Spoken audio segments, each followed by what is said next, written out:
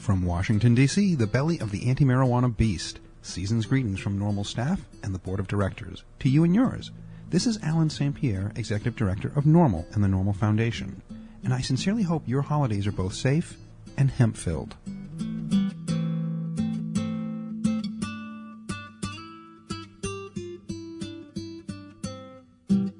Hi, this is NORML founder and legal counsel Keith Stropp, wishing you a happy holiday from NORML.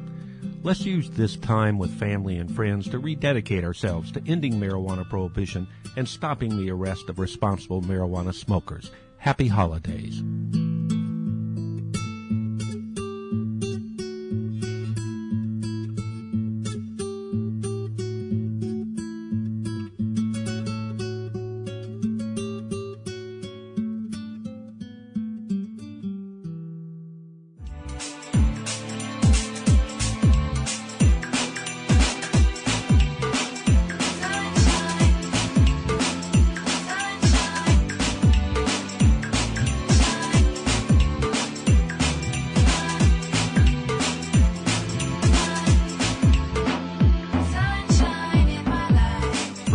And distributed by the National Organization for the Reform of Marijuana Laws in Washington, D.C.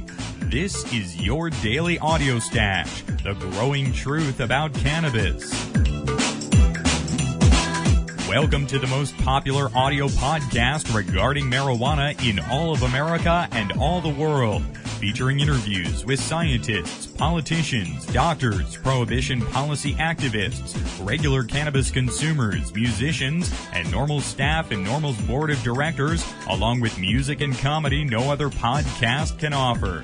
You can always find out more about the show at our website, NORMLAudiostash.com. We're ending marijuana prohibition with education, one listener at a time.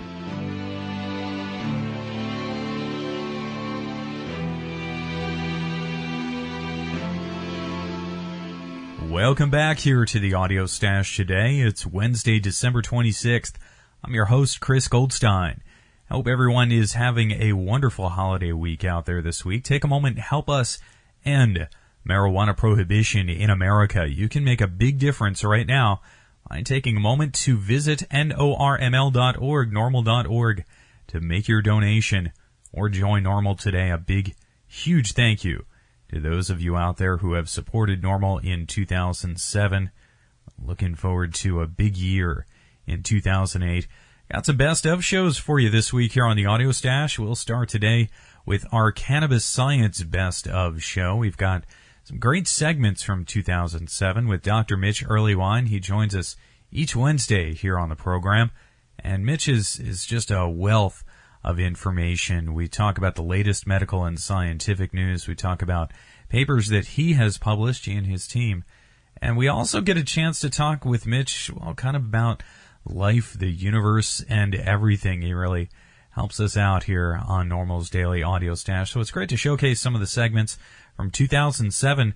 Next week, we'll be back with a set of brand new episodes. It will be 2007 Marijuana, the year in review. It was a big year in 2007, and it is shaping up to be a huge year for marijuana reform in 2008.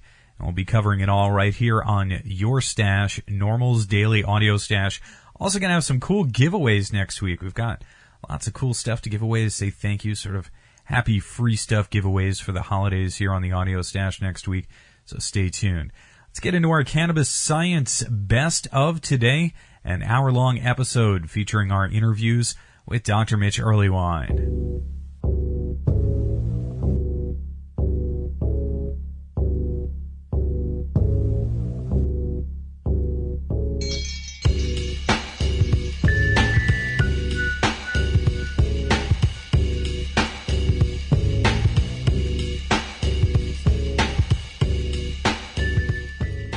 First up today in our Cannabis Science Best of, we go back to January of 2007, almost a year ago, January 17th. Mitch and I are talking about student drug testing. This is a very hot topic for NORML, Students for Sensible Drug Policy, among other groups out there who are working in various areas on student drug testing. NORML's senior policy analyst Paul Armentano has also testified about drug testing this year in DUI. And Mitch and I talk about it in January of this year. It's always great to have you on the program, Mitch. This week we're focusing in on student drug testing. So let's talk about the drug testing process from a psychological standpoint here. What is this situation like for a teenager to give over their bodily fluids to an authority figure administering the test? Chris, as you can imagine, this is a time in life when not everybody's exactly at their peak self-esteem about their bodies in the first place. And then depending on the setting, the way these things are done, particularly in athletics, for example, with college students, you have to literally stand there naked so a person can see urine going into the cup, so you're not substituting urine or something along those lines. And the nervousness associated with that would make anybody have a difficult time even being able to get their urine flowing. So it's just an outrageously invasive and curious thing for what's really turning out to be not much utility at all. We're not getting a lot of evidence that making people take urine screens is decreasing their drug use at all. And these tests don't really do particularly well with some of the more difficult drugs and some of the more debilitating ones. You know, that's just very shocking to me, Mitch, and I hope people are familiar with this practice of having someone stand there and watch the students urinate into a cup. It just seems like the ultimate humiliation.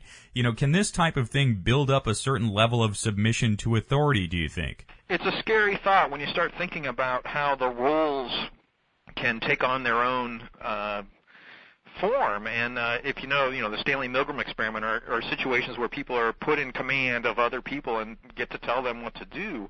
People take on those roles pretty readily.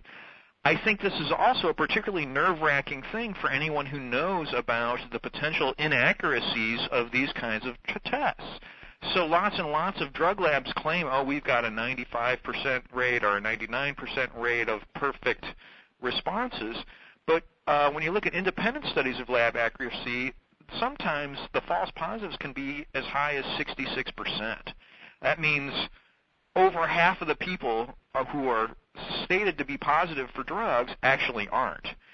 The tests that then they should perform are actually more expensive to confirm that these positives are true positives, but a lot of employers and a lot of schools don't have the money or don't have the inclination to do these subsequent tests, and people end up getting accused of drug use basically because of a false positive test or because of some kind of cross-reactivity with contact or Sudafed or diet pills or decongestants or some heart medication.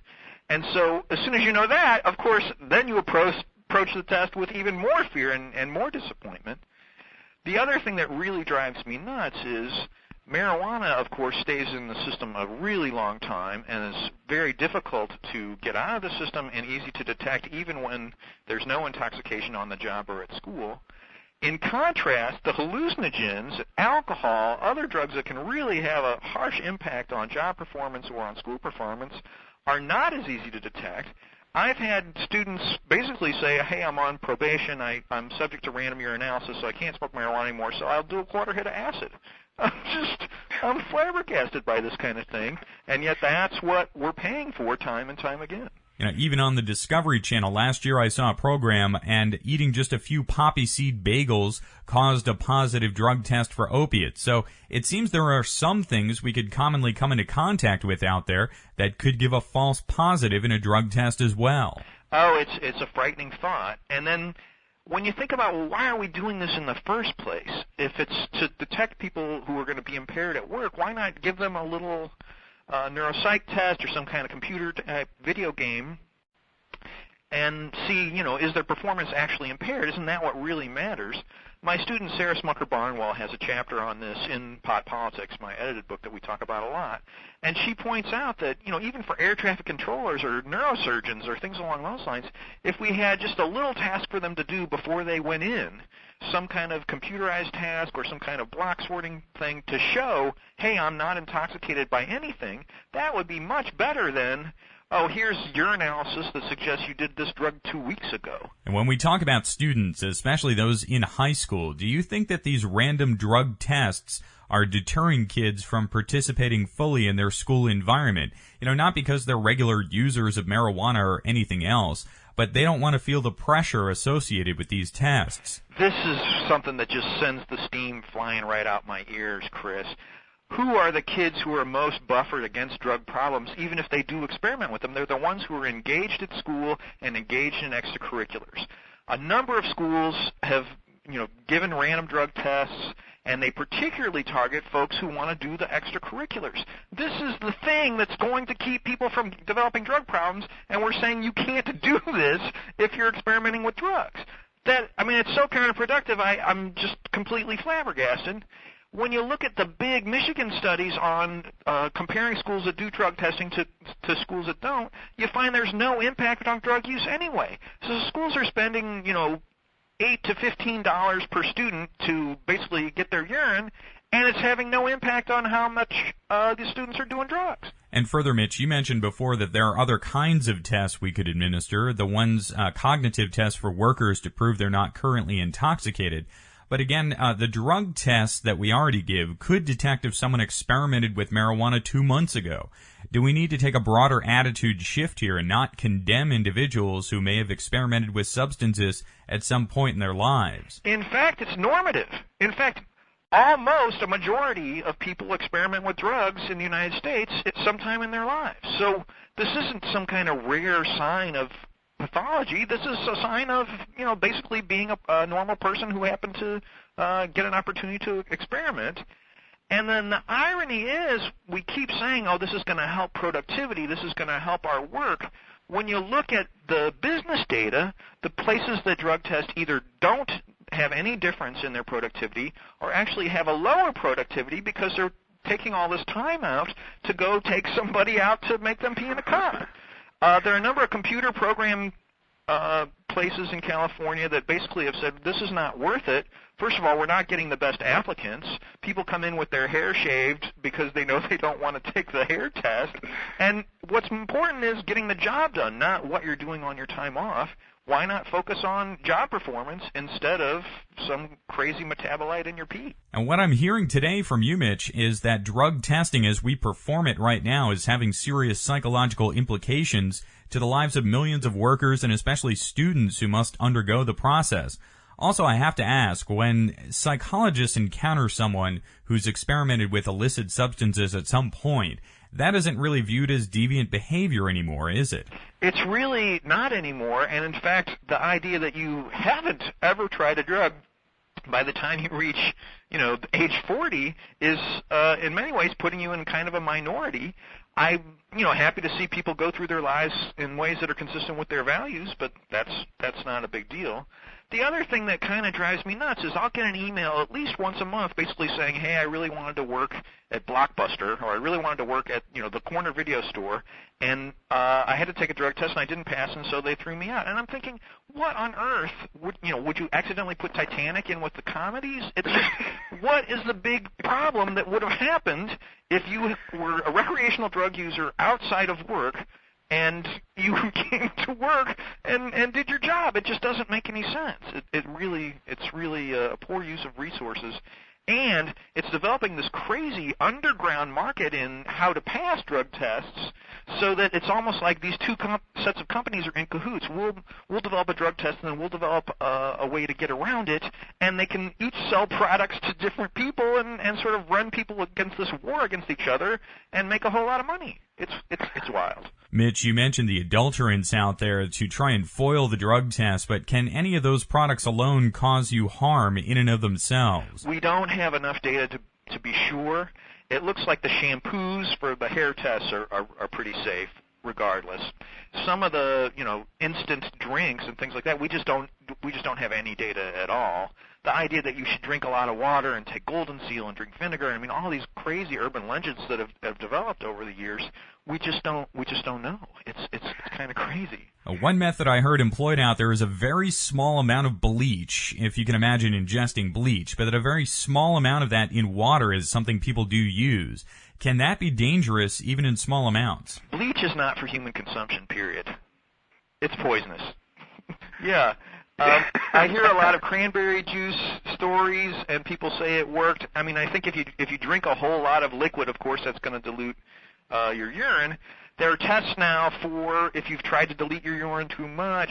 They test the creatine. Now people take creatine supplements to try to make up for it. I mean, it's turned into this crazy cat and mouse circling game that is just a complete waste of effort on both sides. Now, we've talked about the psychology of students when they undergo these drug tests, having someone stand there and observe them urinating into a cup. But what about the psychology going on with the parents here? That's important to touch on as well. There is just this tremendous amount of fear on the part of parents that their own child or other kids at school will be exposed to illicit substances. So how do parents break out of this fear and work proactively to solve these problems rather than demand whole student populations be drug tested? The key to having an impact on your child's drug use is to have a meaningful relationship with your child. If they want to sit down and have a chat about drugs and make sure that there's an empathic, genuine interaction there, and that they do things that are good recreational activities, that are skill-based leisure, that they can train their children to do as well, they shouldn't really have to worry about any of this. Now, there's always going to be a subset of kids who develop drug problems. It's not necessarily anyone's fault. It's just an opportunity to intervene when they start showing signs of the problem. Not, I'm going to detect it early in their urine, because that just breaks away the whole sense of trust that's essential to a good relationship. Let's chat, let's talk, let's make sure this happens before we get to the stage of, I want to look in your eyes when you come back from the party and all of that kind of crazy stuff. It's really an opportunity to lay a foundation early and make these things happen, not about lining everybody up and getting urine. One of the things drug warriors recommend is that parents do regular searches of their teenagers' bedrooms for drugs and alcohol. But what about that technique specifically, Mitch? What kind of impact could that have on a family, especially if the parent is never finding anything at all? We don't have a ton of data. I do have at least 5 case studies, so to speak, on that. And what I often get at the time is students are really infuriated and are upset about the violation of privacy, and understandably so. Yet when the parents find hard drugs, particularly amphetamine and meth were 2 that were in the folks I know, they are understandably infuriated and freaked out and all of that. But I said, well, did you ever ask them? Did you ever ask them about their drug use before you did this search? And they say no. So, I mean, clearly the asking them first idea is worth entertaining before we just start sneaking in with the guard dog. Mitch, I want to conclude here today with this question. If a parent of a teenager really feels that someone has come away from a drug test somewhat psychologically compromised, should they seek counseling? I'm optimistic that any good school psychologist would be happy to talk to them about this. But it would not be a big disappointment to me if vast numbers of students all stood up and said, we refuse to do this, and if you're going to kick us off the football team, that's fine. We're not willing to submit our bodily fluids in order to get extracurriculars at our educational institution. And I think as more and more students do this, the first few are really going to get in a lot of trouble, and then after a while, if we all stand together, so to speak, maybe we can put an end to this ridiculous waste of money and time. This is one of the many segments you've heard here on the Audio Stash about student drug testing and drug testing in general. That was on January 17th, 2007 with Dr. Mitch Earlywine. Next up in our Cannabis Science Best of today, we are going to June 13th, 2007, and we don't just talk about the latest news and what's going on out there. Mitch also gives us the opportunity to talk about the psychology of different things. And in this segment, we talk about the power of persuasion. Here on NORML's Daily Audio Stash, we encourage everyone to get involved and do your part. And segments like this really help activists hone our skill. That's what's so great about having Mitch here each Wednesday. This segment from June of 2007. Mitch, welcome back to the show today. Oh, delighted to be here. Always great to speak with you, Mitch. This week we're going to talk about the power of persuasion. All of us are working very hard to make the case for marijuana legalization.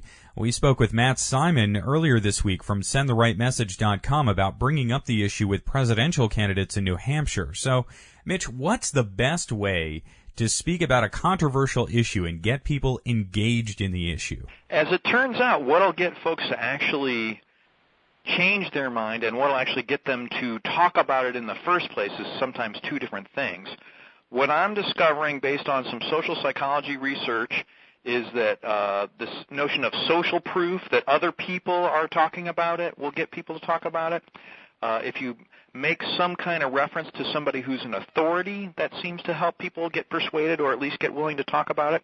If you are a likable person, if you're a person who behaves in a likable way, people are more persuaded and more willing to talk about it. And if they think something is scarce, if they think, hey, there isn't a lot of this left, we really got to work this out right now, then they're also very willing to engage under those circumstances. Mitch, many activists will use a lot of data and statistics. Are the numbers alone effective? As it turns out, it depends on how the person initially is oriented to the topic. So people who are very well educated on a topic, they like to hear both sides and they love to hear the stats. If they really only know one position and they've already kind of made up their minds in a sort of emotional way, the stats are sometimes a waste of your effort. And so in some ways, what I recommend is ask folks an initial question to sort of get a feel for where they are, and then you sort of know what tack to take. Should I go with the latest data from the drug use surveys, or should I talk about some kind of moral argument or how it all feels? Now, when somebody already has a deeply held belief, is it psychologically difficult to get someone to change their mind? It is difficult if you present your argument and say that you're trying to persuade them. Where it gets easier is if you start asking questions instead. And in fact, this comes from the literature on how we get folks to stop using drugs problematically. Rather than saying, hey, you need to pay attention to the prohibition issue because it's really important, you say, hey, tell me what you think about the morality of putting people in jail for certain crimes. And now I start out with a very broad, big issue, something that people would love to talk about, and then as I gradually narrow in on, well, gee, what do you think about, somebody going to jail for owning a plant? You see how it sort of refines, and you're always asking questions rather than telling them things. People love to talk more than they love to listen, but as they're giving you their response to these things, you'll get the clues for, is this somebody who I can hook up to the audio stash? Is this somebody who I can point towards NORML and get them to join? Or is this somebody who I just need to educate with a book or with a simple article or something like that to get them on the path towards entertaining ideas about repealing drug prohibition? And do these same techniques that work when we're on one-on-ones with individuals, do they work the same for a large group or a mass audience? The problem with a mass audience is you can't tell where any one person is. So generally, you try to fire a whole lot of different approaches. You try to go at it a whole bunch of different ways. So if you're at an audience who's sort of on your side anyway, it's fun to give them both sides of the argument and talk about how to get there. But if you've got folks who are really opposing you and you really need to convince them, it's better to entertain them with opening up the questions. Let's go ahead and have the questions. Now, if you're a presidential candidate, you're not allowed to have questions. You're only allowed to have answers. So you point out how you're a reasonable person, how you're willing to entertain changing your mind, which is something that's an intriguing thing to actually lay out now, and that you've already got some strong feelings about it, and here they are. And it's funny how when you watch these guys, they're really good at getting the emotion out there, and that seems to be what crowds play to. That's what they seem to enjoy. So having passion and emotion in the argument, that's just as, if not more important than the hard data that's on our side here. As it turns out, nobody's ever really changed their mind because of statistics. Nobody really changes their minds for reasons so much as the emotions that those create. The problem has become we're so caught up in the emotions that those create, we think the emotions are all that you need. Usually emotions sway us because they're based on something factual, because they're based on something that's actually in reality, and we've cut out that step, and that's been a problem. But if I'm stuck in I've got a 90-second elevator ride, and I want to persuade somebody to, entertain medical marijuana laws, I'm going to go for the emotional thing just because I feel like that's the thing that's going to be the thing that they'll remember. And does that emotion, does that passion work both ways? I mean, does the person you're speaking with respond in kind with their own emotions. In fact, they do, and there's an opportunity to either take that and run with it if it's going in the direction you want when you're the persuader, or to move away from negative emotion by going back to the drier stuff. Let's move back to the statistics. Let's move back to the less personal things and get this negative feeling down in hopes that I can then switch it over. Some new data by my friend George Beiser suggests that people are much more strong about their opinions about what they oppose than what they are about what they support. And so I end up doing things like, well, don't you oppose racism? Don't you oppose unfair laws? Don't you oppose things that'll get drugs into the hands of teens? And then they're really fired up about these things that they really hate. And once they've got that strong opposing attitude going, then we can start pointing out how marijuana laws as they currently are actually create these things that those folks oppose. And in your own experience, Mitch, not to put you on the spot here, but what's worked for you? What's funny is I went around writing Understanding Marijuana with the idea, hey, everybody needs to learn that marijuana is harmless. That's one that they won't entertain. Instead, I'm having much better approach with the idea that it's immoral to throw people in jail for crimes that don't cause any harm.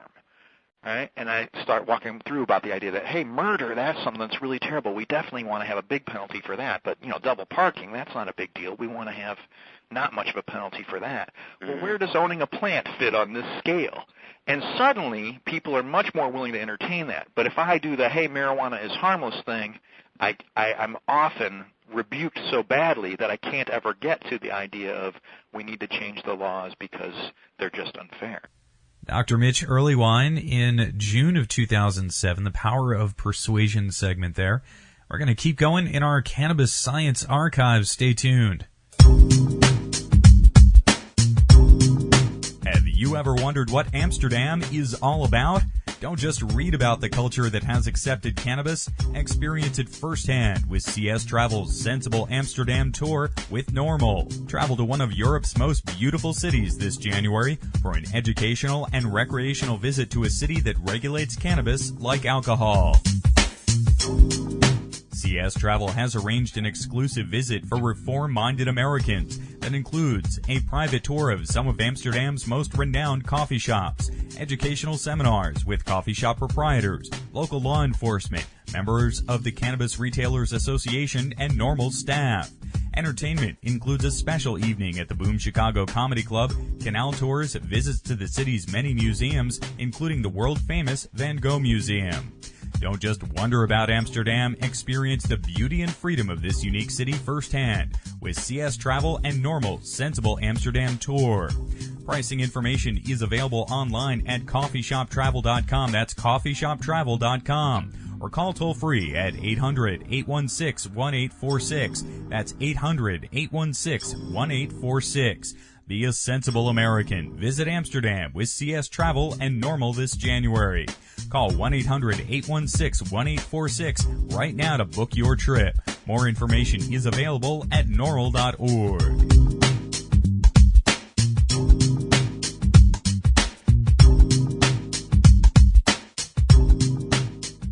Hi, I'm Rick Steves, and you're enjoying NORML's Daily Audio Stash.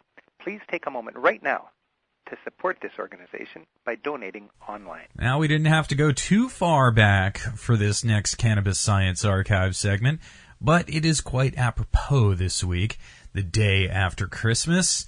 This is our holiday stress segment. Mitch and I have did this last year as well, and it's a very popular segment. I always get some emails about it. This is from December 5th, just a few weeks ago. This week, we're doing our annual holiday stress segment. Thanksgiving just took place. Hanukkah has just begun. Christmas and New Year's are just weeks away. And this can all mean it's a pretty stressful time of year for some folks. What is it about the holidays that really ratchets up the stress? It's never any one thing, but I think a couple of things really contribute. First and foremost, unrealistic expectations. I'm concerned that people go out into the holidays and think bells are going to ring, birds are going to sing, it's going to be the most delightful couple of days ever. And, of course, that really can set you up for a lot of disappointment. The other thing I see consistently among friends and clients is this over-planning where I look at what they're planning to do on, say, the 5 days around any of the holidays, and they're literally going to visit 3 different people at 4 different houses, and they're going to be driving 7 different times and never going to get any sleep. And then, of course, you end up by the second day wishing that it were already January 3rd. And is there a particular holiday, Mitch, that causes more stress than others? There aren't tons of data comparing individual holidays, but at least among Americans and particularly Christians, Christmas gets a big spike in reported stress, and of all things, New Year's also gets one, and the fact that those are only a few days apart makes it a particularly tough time right in that week. And for me, New Year's stress is like a week later, trying to lose those extra pounds and keep those resolutions. Is that part of the New Year's stress overall? I think, and then in an effort to really stick to those new, often very restrictive rules they're setting up for themselves, it inspires people to really lose control and binge like crazy the few days before January 1st. So my birthday is December 30th, for example, and it has been traditionally a real big blowout. And so I have to think, well, in fact, if I'm not so constrained about what I'm going to do in the new year, maybe I don't have to feel like this is my last chance to go wild on these days beforehand, and then suddenly things become more moderate. The other big contributor, and I hate to say it, is just lack of sleep. And so people end up staying up really late, sleeping really late, and getting completely out of whack as far as their diurnal variation goes. Also, Mitch, we all know that what we eat during the holiday season is usually less than healthy, and a series really of delicious indulgences. But does all that fat and other intense intake contribute to stress as well? Not only the fat, but the sugar seems to be a big driver, and the caffeine. Sugar tends to, send your blood sugar up very high, and then your pancreas is secreting all this insulin and ends up making too much, in fact, and then your blood sugar drops really, really low. You're suddenly hungry, irritable, craving, and then end up eating a sugary thing yet again and back on this roller coaster ride. It's funny how few holiday traditional foods have much protein in them. So whether you're eating latkes or grandma's fruitcake, you really need to make sure you get a couple of eggs or some nice lean meat in there as well, just to make sure you're actually getting your protein needs met. And it's astounding how sometimes just sitting down and having a slice of cheese and resting a little bit can have a wonderful impact on your mood, simply because you've had nothing but carbohydrates for day after day.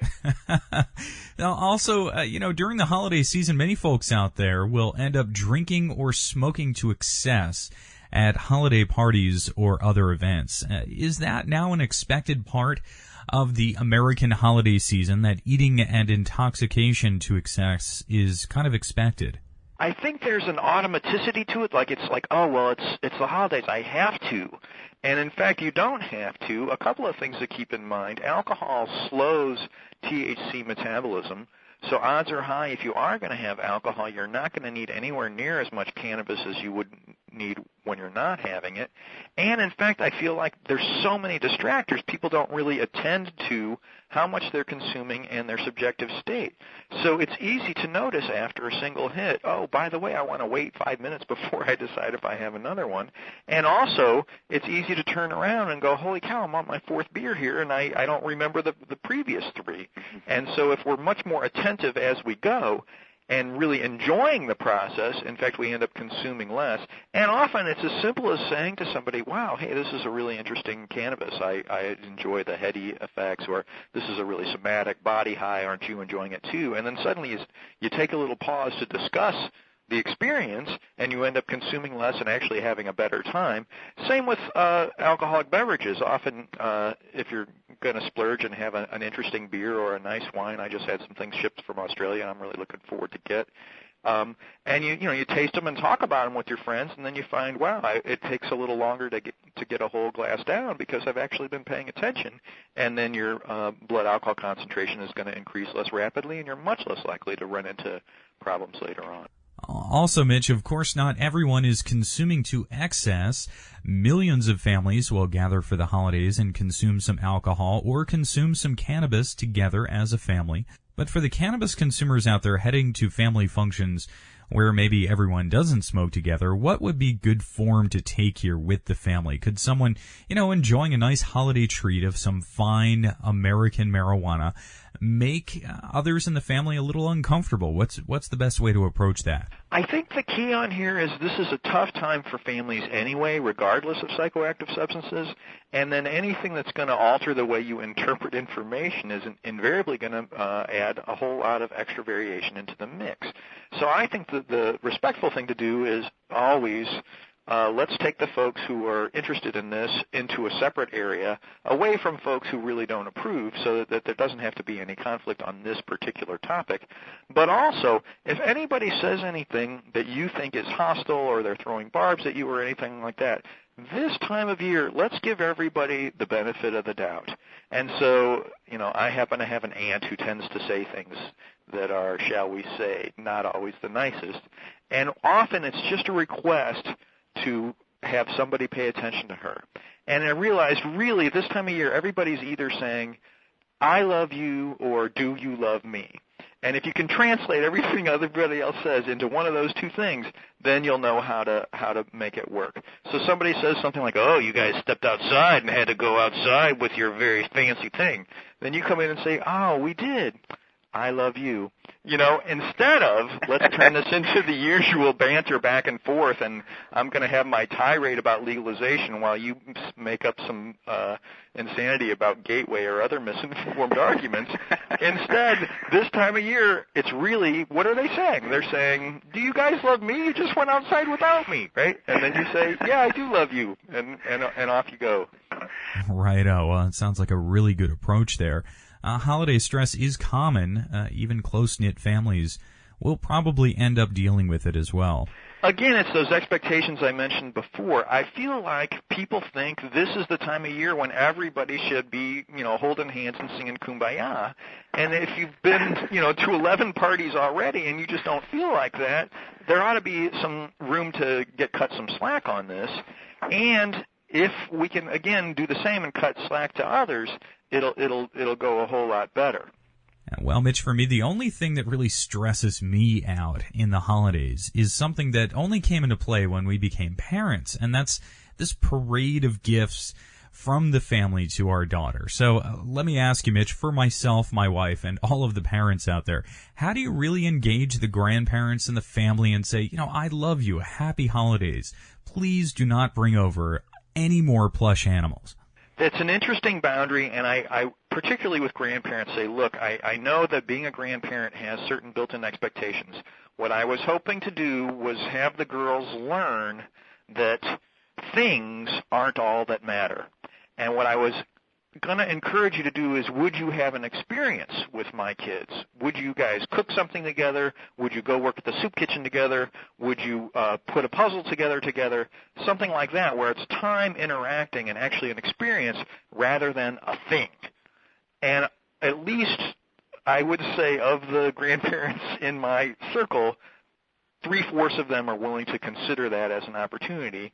And I found that the magnitude of the gifts, if you will, the expensive gifts have decreased, and they're much more interactive things that they can then do with the child. And I feel like that's what I want to do, is enhance that relationship, not turn my children into a bunch of consumers. Mitch, you mentioned going to the soup kitchen or volunteering. Not only does that contribute to our communities, volunteering is a great thing for us all to do all year. But can making that kind of volunteer effort also help combat stress? It's astounding, because the actual physiological changes that accompany helping others are really documented, and my wife does some of that research on, heart rate and blood pressure and things like that. But often, even the littlest kids can really get involved. So there's a place near us where literally they just have to pack these boxes and, put toothpaste and toothbrushes and stuff like that in these little boxes to hand out. And even my 3-year-old daughter can toss a toothpaste box into another box, and so suddenly you've got this. And on the drive home, you really do feel like you've done something good. Like, at the end of the day, you can lay your head on the pillow and go, this was a day where I really, really helped. And there's just no substitute for that. And there's certainly not going to create that kind of feeling from, oh, look, I got the new trendy toy, even though it was $100 or something. And folks can really go local with their volunteer efforts. If you're into the local hunger groups, the soup kitchens in your own area, I feel like that may be a much easier way to go than trying to get a big national one. And the bottom line often is it doesn't have to be anything that elaborate. If you've got a friend who's just alone these holidays and you say, hey, we're coming over just to say hi, it's funny how even that can do the trick. And often those are the folks who, it's not that they're really bad off or they need charity or something like that, but that this can be a really lonesome time of year, and just a 15-minute drive-by visit can often make the big, big difference. You know, in my life, many holiday evenings have been spent with great friends, great marijuana, but in talking about holiday stress and spending time with family, can we treat some of that stress with marijuana? I've seen it work with a subset of folks, and obviously there aren't a ton of data on this, but particularly if you say, okay, I'm not going to use when I'm around people who I know it's going to be a problem for, or when I'm around people where it actually isn't going to be a fun buzz for me, and then I'm going to look forward to it. So we're going to go home an hour and a half earlier than I would normally go home, and I'm going to have this be my reward for not having conflict, for driving sober, for making sure everything's going to go well. And then suddenly you got this thing to look forward to, so that even while you're in the midst of all the hubbub and the carving and the eating and everything like that, you can say, okay, but no matter how bad it gets, I've got my vaporizer waiting for me at home. And I think a lot of folks find a little comfort in that. So that's the gift that cannabis consumers can give themselves this holiday season. And I think we should all consider it. That was our holiday stress segment with Dr. Mitch Earlywine here in our Cannabis Science Archive. We're going to keep going. Hey, is it 420 yet? This is Rick Cusick from High Times Magazine, and you're tuned into NORML's Audio Stash. Our final segment today is from June 28th, 2007. Mitch is helping us cover some amazing medical news that came out this year, showing that smoked marijuana in particular was very effective for HIV-associated neuropathic pain. So it's a big study in many ways, and as you'll hear, find out just why it's important. That's why NORML's Daily Audio Stash, that's why this program has really been a fascinating project for me. Mitch is one of the many voices we bring on, but Mitch is really committed to the program, and then he interviews with us every single week. On our 1-year anniversary, he's like, I talk to you more than I talk to some of my family, because we do. Every Wednesday, Mitch spends time to interview with us for the segment each week. And to bring you this kind of expert coverage, it doesn't happen everywhere, folks, this coverage of marijuana. It's brought to you by NORML, a group that for over 30 years, has worked to legalize marijuana. And while it has remained prohibited, NORML has built up the expert database and the library of knowledge that is really necessary and is really working right now to make reform happen. So, having Mitch on the program each week is sort of an audio representation of that. And in stories like this, and this HIV neuropathy story in the studying of smoked marijuana, there's a lot of intricacies here, and that's why it's great to have an expert to really focus in on what's going on. This interview again took place on June 28th, 2007. To cover this topic further today, we're welcoming two of our regular medical experts to the program, Dr. Mitch Earlywine, who is professor of psychology at State University of New York, and Dr. John Morgan, who is professor emeritus of pharmacology at the City University of New York. Let's begin with Dr. Earlywine. Mitch, thanks for joining us here today to cover this important new research. Now, the study took a look at dronabinol, which is synthetic THC in a pill. Many know it as Marinol.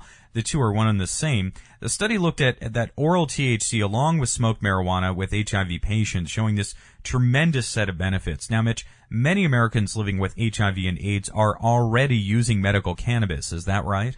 In fact, Dr. Fulton, the last author on this paper, has shown in the past that marijuana in folks who don't have any diseases increases caloric intake, and that was going to be the primary push for this. And yeah, anybody who's been anywhere near a medical marijuana state knows that medical cannabis for HIV-related problems is something that at least we have tons of case studies supporting its efficacy. So, now, Mitch, tell us about the process of this study.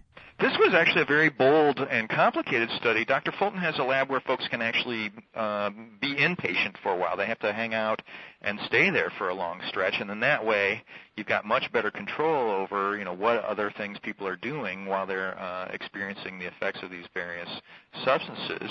Tons and tons of, prohibitionists say, oh, we've got Marinol, we don't need smoked marijuana for medical uses, and so often they'll do tests where they compare the two, but if you're smoking marijuana, you know you're smoking marijuana, and you may expect things to be better from that. So in this design, they actually take a pill every day and smoke something every day, and then that way you don't know which thing is your actual source of your THC, so then any expectations you might have about one being better than the other are kind of blown out of the water, and then we don't have that argument about, oh, people think marijuana is better just because they think marijuana is better. It's not that it is.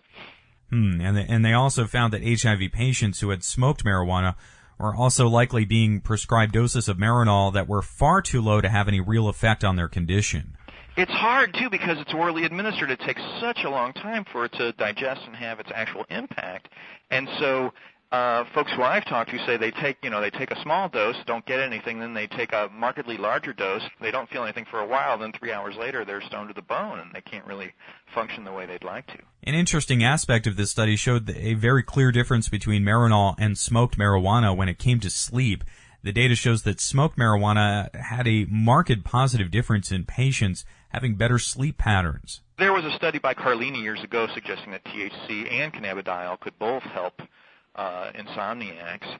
What I like about this one, though, is it pointed out that only the high dose of cannabis, the close to 4% THC cannabis, was the one that had the significant impact on sleep.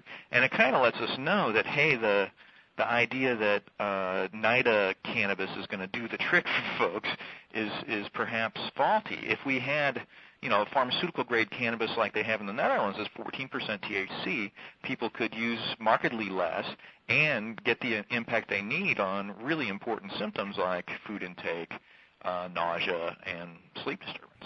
Now, they did use the NIDA, the National Institute on...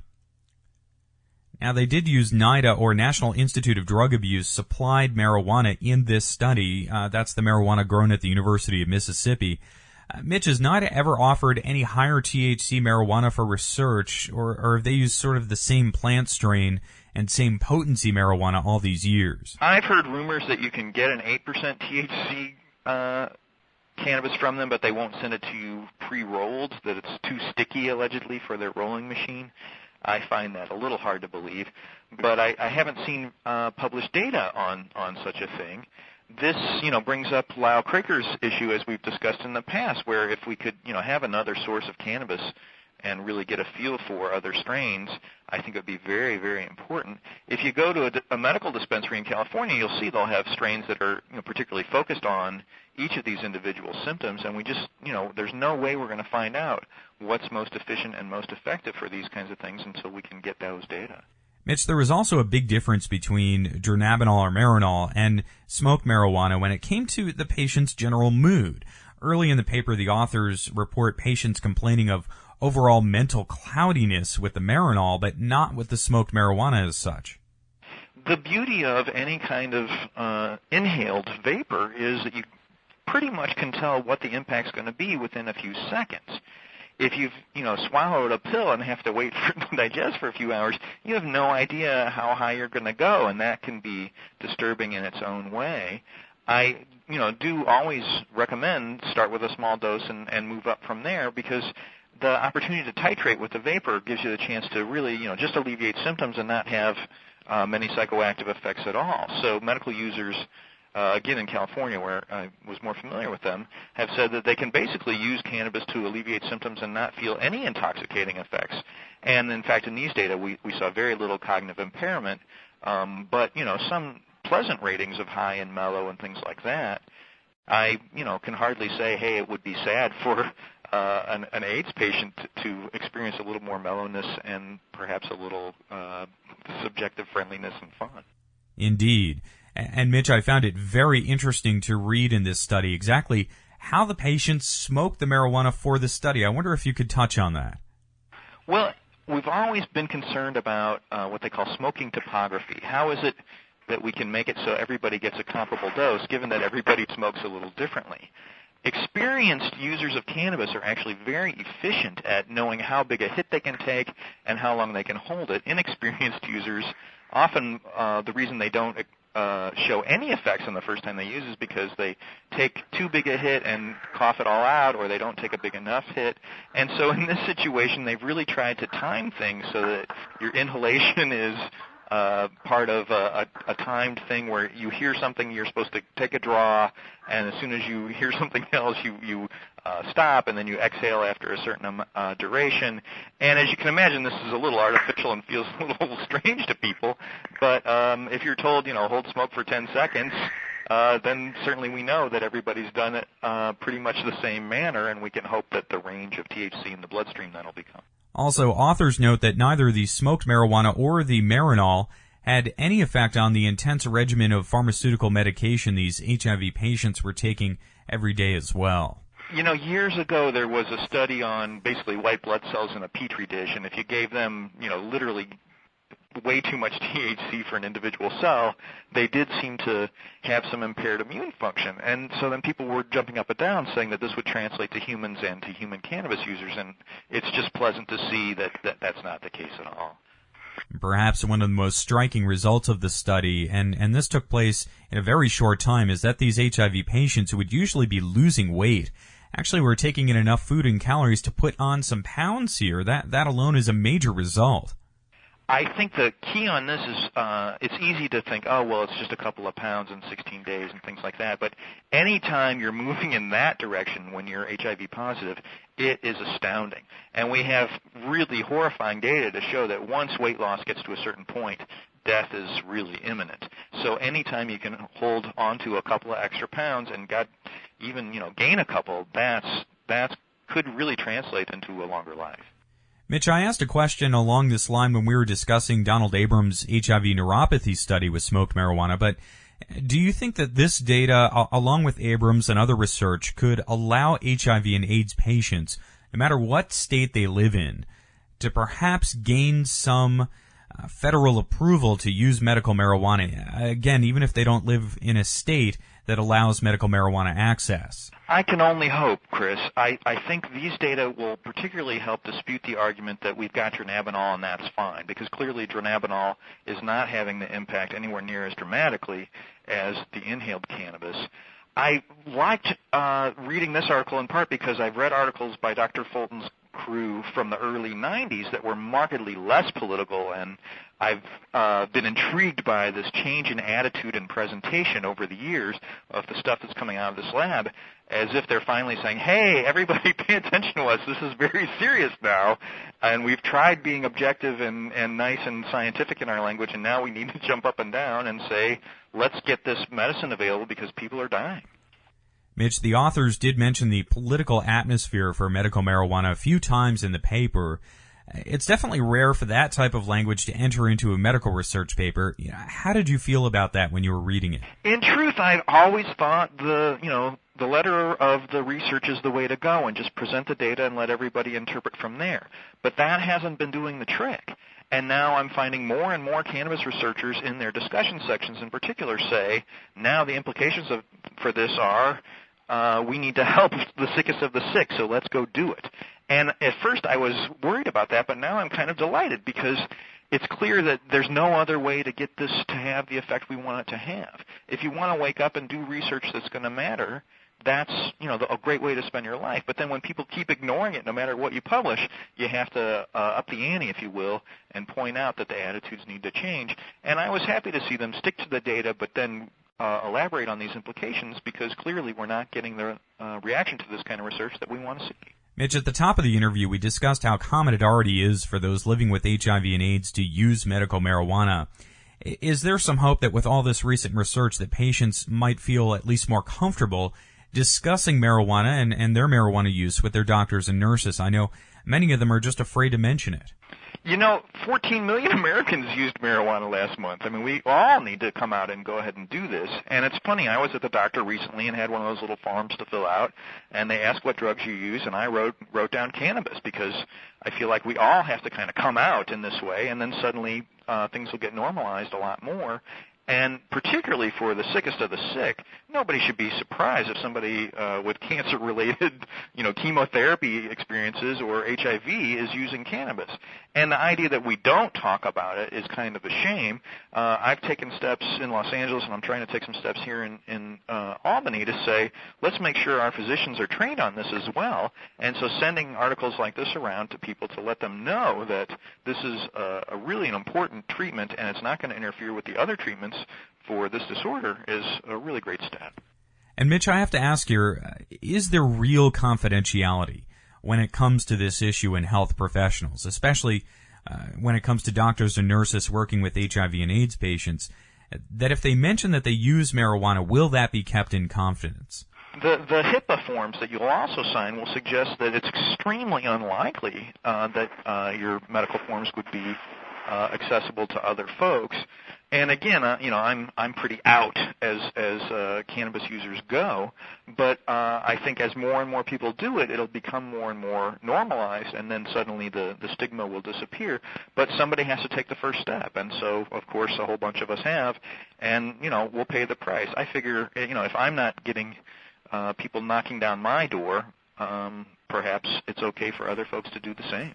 Oh, Mitch, I really appreciate you taking time to join us here today to discuss this very important new research. Thank you again for taking time today. Oh, always a pleasure, Chris. Thank you again, Mitch. Dr. Mitch Earlywine is professor of psychology at the State University of New York. He's author of the book, Understanding Marijuana, A New Look at the Scientific Evidence. We have links to it on our website at normalaudiostash.com. Stay tuned. We're continuing our coverage of this important new study showing that smoked marijuana and oral THC have tremendous positive benefits for HIV patients. Dr. Mitch Earlywine on June 28th, 2007. And that rounds out our Cannabis Science Archive here today on NORML's Daily Audio Stash. I have some more best of shows for you this holiday week, and next week, brand new episodes. Looking back at 2007, a big year for reform, really was a lot to look at this year.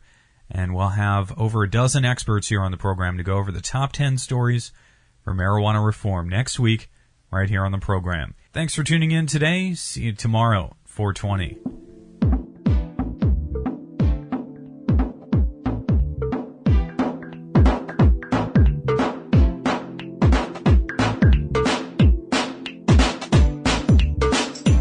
You've been listening to NORML's Daily Audio Stash, the growing truth about cannabis. Make sure you visit our website at normalaudiostash.com. That's NORMLAUDIOSTASH.com for more information about every day's show.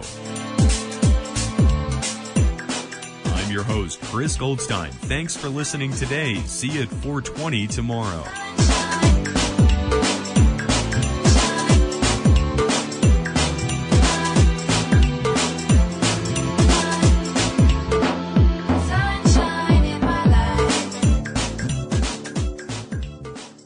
Podcasting technology of NORML is made possible by Red Aphid Interactive Media. More information at redaphid.com.